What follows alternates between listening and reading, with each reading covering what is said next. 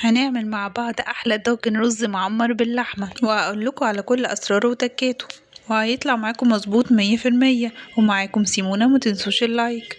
وفي طاسه على النار حطيت فيها زيت وسمنه وخليتهم يسخنوا جامد. هنزل بقطعه من اللحمه انا مقطعاها حتت صغيره. استخدمت الروز بيف عشان بيستوي بسرعه. استخدمي اي قطعيه تستوي معاكي بسرعه. لو احتاجت ميه سخنه حط لها حبه ميه سخنه وهدي النار لحد لما تستوي. بصوا بقى استوت. وطبعا اكتفيت بالملح والفلفل الاسود بس في التوابل. اخدت حوالي ربع ساعه على النار. طعم اللحمه وريحتها بجد تجنن بالطريقه دي. في اي دوكن عندك او اي بايركس نزلت بمعلقه سمنه، وكنت نقع الرز حوالي ربع ساعه. دول كوبايتين من الرز.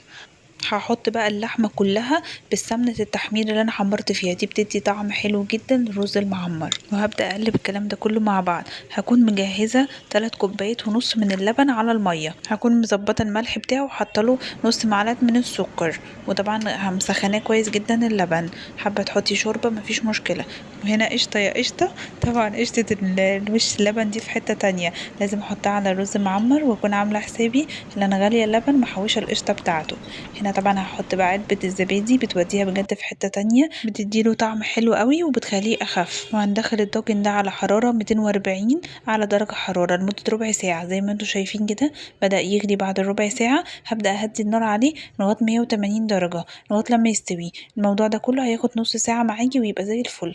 بصوا بقى مفلفل وطري وطعمه بجد يجنن وريحته خطيرة. بجد جربوه بالطريقة دي هتعجبكم جدا. واللحمة بالطريقة دي بتبقى احلى من المسلوقة.